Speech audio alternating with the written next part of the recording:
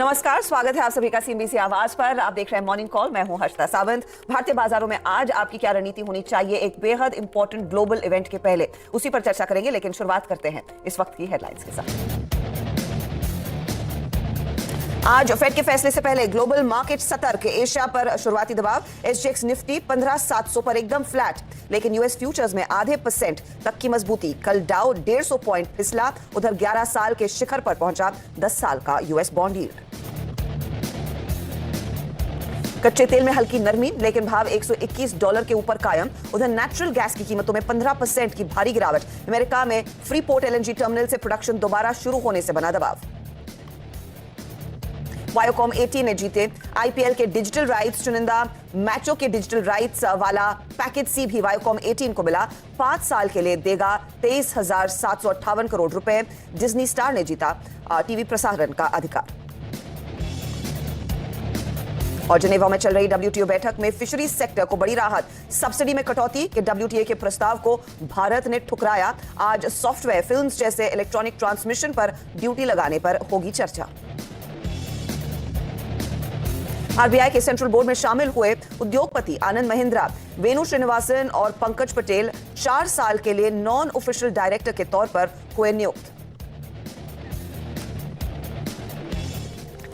तो global setup बिगड़ा हुआ है क्योंकि फेडरल रिजर्व पर सभी की नजरें हैं। फेडरल रिजर्व क्या डिसाइड करेगा ब्याज दरों को लेकर, उसका फैसला आज बुधवार शाम को भारतीय समय अनुसार 11:30 बजे आएगा। उससे पहले ग्लोबल मार्केट सतर्क है। भारतीय बाजारों में हमने सोमवार को एक कट देखा, कल थोड़ी से लेवल्स को रिट्रेस करने की कोशिश की, लेकिन आज सुबह में आप देखिएगा एसजीएक्स निफ्टी की हालत क्या है। एकदम सपाट, एकदम शांत, इंतजार कर रहे हैं उस बड़े ट्रिगर का। 15,710 के आसपास एसजीएक्स निफ्टी ट्रेड करता हुआ दिखाई दिया है। कल हम 15,732 पर जाकर टिके थे, तो माइल्ड डिप है कल की क्लोजिंग की तुलना में। साथ ही साथ ध्यान रखिएगा कि एशियाई तस्वीर किस तरह से उभर कर आ रही है और ऑफ कोर्स ग्लोबल सेटअप में अमेरिका में क्या हुआ। तो एशियाई पिक्चर आपके सामने है, जहां पर हम देख रहे हैं थोड़ी सी माइल्ड गिरावट के साथ शुरुआत होती हुई दिखाई दी है। निक्केई के मार्केट में करीब आधे % का नुकसान। कॉस्पी ताइवान भी फ्लैट टू नेगेटिव ट्रेड कर रहे हैं। हांगकांग के फ्यूचर्स इंडिकेट कर रहे थे कि वहां पर दरअसल कुछ मुनाफा वसूली के साथ शुरुआत होगी। उन मार्केट को खुलने देंगे, वहां से कुछ ही देर में अपडेट आएगा। लेकिन कल देर शाम क्या हुआ अमेरिकी बाजारों में, हमने देखा एक बाउंस जरूर आया था जब मार्केट्स खुले थे। एक समय ऐसा था कि करीब 170 पॉइंट ऊपर डाउ ट्रेड कर रहा था।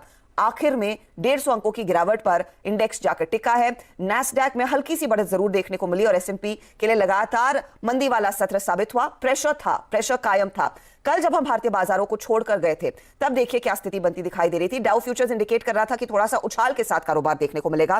30,636 पर था, अब आप देखेंगे तो ये 30,441 पर आता हुआ। तो क्लियरली 200-150 पॉइंट तक का कूल ऑफ देखने को मिल रहा है। नैस्डैक फ्यूचर्स में भी ज्यादा चेंजेस नहीं है, क्योंकि नैस्डैक में कल थोड़ी सी रिकवरी देखने को मिली थी। लेकिन हाँ, एसएनपी लगातार बेयर मार्केट टेरिटरी में ट्रेड करता हुआ 5वां सत्र जहां पर बिकवाली के साथ ट्रेड बनता हुआ दिखाई दिया। कुछ और डेटा आपके लिए लेकर आए, और खास तौर से डॉलर इंडेक्स जो इंडिकेट कर रहा है, जो बॉन्ड यील्ड इंडिकेट कर रही है।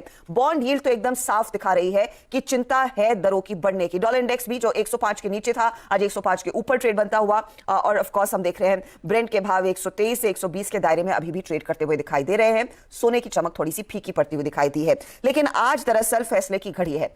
फैसला फेडरल रिजर्व की ओर से आएगा। कमेंट्री आएगी कि आगे का आउटलुक कितना बिगड़ रहा है, कितना दुरुस्त हो रहा है, और ऑफ कोर्स कितने और अग्रेशन की जरूरत है, उसका भी एक इंडिकेशन मिलेगा। उस पर डिटेल में नीरज बाजपेयी हमें बताएंगे कि क्या हुआ कल ओवरनाइट और आज दरअसल किस तरह का स्टांस फेडरल रिजर्व की ओर से आता हुआ दिखाई देगा। इस हफ्ते अमित सेठ हमारा साथ दे रहे हैं और ये बता रहे हैं कि आज आपकी ओपनिंग में रणनीति क्या होनी चाहिए, कंसिडरिंग एसजीएक्स निफ्टी एकदम सपाट ट्रेड करता हुआ दिखाई दे रहा है। आप दोनों का स्वागत है। नीरज जी, कल सुबह में आप लोग चर्चा कर रहे थे कि 80% चांस था 75 बेसिस पॉइंट के हाइक का। मैंने कल शाम को देखा तो 90%, आज सुबह में 94%। तो पक्का है 75 बेसिस पॉइंट? बिल्कुल ऐसा लगता है कि अब सभी लोगों ने अपने क्लाइंट्स को नोट भेज दिया है। गोल्डमैन सैक्स, जेपी मॉर्गन, बैंक, सब ने अपने क्लाइंट्स को नोट भेज दिया है कि आप 70 बेसिस पॉइंट के लिए बिल्कुल तैयार रहिए, इतना तो बढ़ना ही है। और इस बात का अंदाजा इससे भी लगता है कि जो वहाँ के 30 ईयर्स के फिक्स होम लोन के रेट्स हैं वो 6.28% पे जंप कर गए हैं, जो कि एक हफ्ते पहले 5.5 थे। तो 1% की जो ग्रोथ है, इससे साफ दिख रहा है कि बहुत हॉकिश पॉलिसी आने की तैयारी है। 10 साल और 30 साल के बॉन्ड यील्ड का जो इन्वर्जन हुआ था कल, वो अभी भी एग्जैक्टली वहीं पे खड़ा हुआ है, 3.5 के आसपास दोनों है। तो इससे ये लगता है कि फेड एक बहुत सख्त पॉलिसी पेश करने वाला है 2 टर्म्स में। एक, ब्याज दरें कितनी बढ़ाएगा, और दूसरा जो बैलेंस शीट अपनी कम करना है उसको, यानी अपनी बैलेंस शीट का साइज छोटा करना है, जिसको हम लोग क्यूटी बोलते हैं, वो कितना करेगा। हो सकता है उसमें भी इंक्रीज करे। अब एक वाइल्ड गैस है कि क्या 1% बढ़ोतरी हो सकती है, क्योंकि ये तो पच नहीं रहा है। 75 बेसिस पॉइंट के बाद आप 1% बढ़ाएंगे। देखिए, कल वहां पे भी डब्ल्यूपीआई का नंबर आया है, वो भी और बढ़ के आया है। मतलब अप्रैल की तुलना में वो दुगना बढ़ा है। तो WPI का मतलब ये होता है कि प्रोड्यूसर अपने लेवल पे वो महंगाई झेल रहा है, उसने अभी पास ऑन नहीं की है, वो भी तो पास ऑन करेगा। जैसे भारत में 15% चल रही है आपकी WPI और 8% 7% के आसपास CPI, कितना बड़ा गैप है।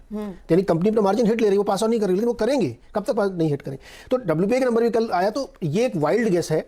हालांकि इस पर बहुत ज़्यादा लोग चर्चा नहीं करेंगे। कुछ लोग कह रहे हैं कि अगर ये नहीं करते हैं वो, तो उनको 75 2-3 बार बढ़ानी पड़ेगी, क्योंकि साल के अंत तक 3.5% ब्याज दर इनको ले जाना पड़ेगा। तो ऐसा नहीं है कि एक बार 75 बढ़ाया तो आगे 50 और फिर आगे 25, नहीं, वैसा नहीं, वो वैसे संभावना चांसेस तो पूरी तरह से वॉश आउट हो कम से कम 2 बार तो वो संभावना एकदम खत्म है। अगर 75 बढ़ाएंगे तो फिर जुलाई 26 को फिर 75 बढ़ाएंगे।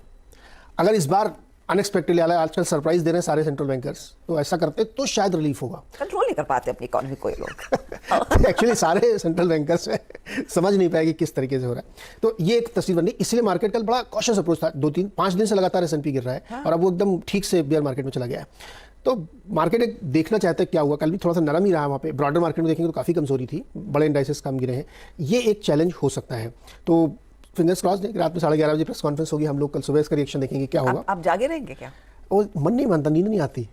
आप लाइट बंद करके जब आंखें बंद करके फिर एक बार देख लेंगे। हाँ, मेरी आदत होगी फिर 1 बजे एक बार उठे और फिर जल्दी से CNBC.com खोला कि क्या हुआ, अच्छा हे भगवान, और फिर उस ट्रैप में फंस गए तो गए, तो फिर गलती से अगर प्रेस कॉन्फ्रेंस सुनने लगे उनकी, तब तो फिर 1 घंटा जाता है। तो इसलिए देखते हैं क्या होता है। अगर सो गए तो ठीक है, नहीं तो देखना पड़ेगा। कल हम दोपहर में दिनशॉ ईरानी से बात कर रहे थे। दिनशॉ ईरानी ने कहा कि अगर 75 बेसिस पॉइंट का हाइक आता है तो all hands of the table, यानी कि तेजी की पोजीशन लेंगे ही नहीं वो।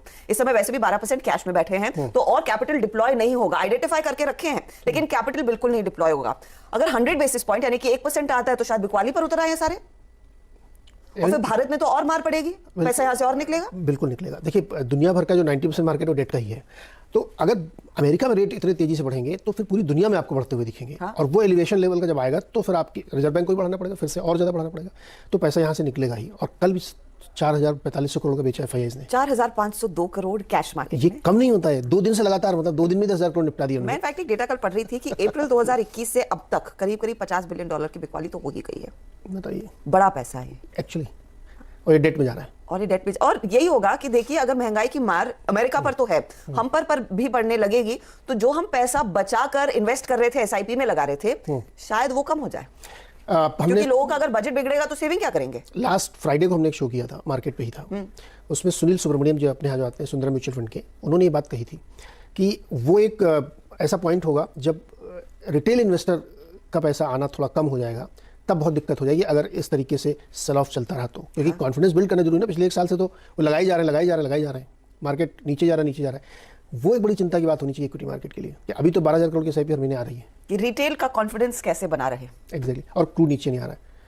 ओपेक ने कल अपना मंथली रिपोर्ट आती है उनकी, कल उस रिपोर्ट में उन्होंने कहा कि जो ऑयल का डिमांड का प्रोजेक्शन है उनका, वो एज इट इज़ है, उसमें कोई कमी नहीं आई। तो सारे पॉइंट्स अगर आप देखेंगे तो सबकी नजरें 11:30 बजे रात की ओर है। तो जेरोम पावेल जी, आप ही पर पूरी दुनिया का भार है, अब आपको ये संभालना है इन मार्केट्स को, क्योंकि कई सारी रिपोर्ट से कहने लगी है कि जेरोम पावेल ने जो स्टांस लिया था इकोनॉमी को कोविड के दौर में बचाने के लिए, उसी को क्वेश्चन किया जा रहा है, उन पर भरोसा उठने लगा है। देखते हैं उनकी तरफ से कितना अग्रेसिव स्टांस आता है। उसमें तो जो पुराने वाले प्रेसिडेंट साहब थे, हाँ। आपको याद होगा कितना दबाव डालते थे फेड के चेयरमैन के ऊपर कि ये क्या कर रहे हैं, इनको समझ में नहीं आता है, पैसे और लगाओ और लगाओ। लग रहा है जो बाइडेन बोल रहे बुरे फंसे, हमारे तो रिटायरमेंट वाली एज में इतना मामला गड़बड़ हो गया है। तो कोविड से जूझना पड़ा, उसके बाद इकोनॉमी रिसेशन में आ रही है, बहुत टफ टाइम्स है। अमेरिका ही नहीं, और इसका ग्लोबली इंपैक्ट बनता हुआ दिखाई देगा। इनफैक्ट सुबह में मैं एक डेटा ये भी पढ़ रही थी कि ताइवान भी 11 सालों बाद दरअसल आज एक रेट हाइक पर विचार करता हुआ दिखाई देगा। तो देखिए इस तरह का मूड माहौल बना हुआ है, छोटे से छोटे देश, बड़े से बड़े देश दबाव में इस समय आ रहे हैं। ब्राइट स्पॉट भी है। ऑस्ट्रिया में हर हफ्ते लोगों को फ्री में पैसे दिए जाएंगे, जैसे अमेरिका में दिए गए थे डोल। ये तो विशेष साइकिल की शुरुआत फिर होगी। एक्चुअली ऑस्ट्रिया में है, आज ही खबर आई। वे ना चले वहाँ ओपेक की बैठक भी होती रहती है। चलिए अमित सेठ को जोड़ते हैं। अमित सेठ, ग्लोबल पिक्चर आपने सुन ली, अब आज बताइए क्या रणनीति होनी चाहिए, क्योंकि कल एक शॉक लगा था जब हम 15,659 को छू कर आए, तब लगा कि हे भगवान क्या हम मार्च के लोज पर पहुंचे हैं और वहां पर क्या मार्केट टिकता हुआ दिखाई देगा। अगर ऐसा होता है तो शायद बिकवाली गहराएगी। वहां से एक पुलबैक आया। आज कितना कॉन्फिडेंट है एक बड़े इवेंट के पहले कल के पुलबैक को कंटिन्यू करने के लिए, कुछ तेजी की तरफ इंडेक्स में ट्रेड लेने के लिए?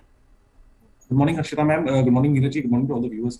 हर्षिता मैम, कल के सत्र में हमने देखा कि जैसे कि एक्सपेक्टेड था, इतने दिन के सलॉक के बाद एक निफ्टी में हल्का फुल्का पुल बैक आया। निफ्टी ने 15,858 का लेवल टच किया, जहां से उसने अपने सारे गेन्स फिर इंट्राडे गिव अप करना शुरू किया। टेक्सचर हर्षिता मैम अभी भी मार्केट का नेगेटिव है। 15,900 से लेकर 16,000 एक हमारा स्ट्रॉन्ग रेजिस्टेंस एरिया है। जब तक हम 16,000 के लेवल्स नहीं क्रॉस करते, इस मार्केट में कोई मीनिंगफुल लॉन्ग्स मेरे ख्याल से नहीं बनाए जा सकते हैं। अगर हम ओआई का डेटा देखें तो 15,800 में लगभग 50 लाख कॉल राइटर का बेस है। 16,000 के लेवल में लगभग 60 लाख कॉल राइटर्स का बेस है। तो 15,900 16,000 is a big resistance zone for the market. आज के सत्र के लिए भी रणनीति यही रहेगी कि इन एरिया में सेल ऑन राइज की ही सलाह है। ऑन द डाउन साइड अगर हम देखें कि अगर 15,650 ब्रेक करना शुरू करता है तो probably we are heading for 15,500। तो अभी भी हर्षिता मैम लॉन्ग में कोई कॉन्फिडेंस नहीं है। टेक्सचर मार्केट का नेगेटिव है। मीनिंगफुल शॉर्ट कवरिंग तभी आएगी जब हम मोरलेस 16,000 के लेवल्स क्रॉस करेंगे।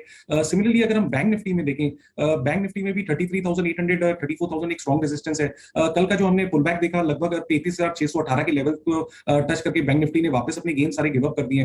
तो बैंक निफ्टी में भी सलाह सेल ऑन राइज की है जब तक हम 35,000 क्रॉस नहीं करते हैं। ऑन द डाउन साइड 33,000 हमारा एक स्ट्रॉन्ग सपोर्ट एरिया है, क्योंकि ये लास्ट टाइम का हमारा लो था जो अभी ब्रीच नहीं हुआ है। अगर ये ब्रीच होना शुरू होता है तो कहीं ना कहीं हम लोग 32,500 से लेकर 32,000 के लेवल्स तक हिट कर रहे हैं। तो मोरलेस अभी भी सेल ऑन राइज की ही मार्केट है।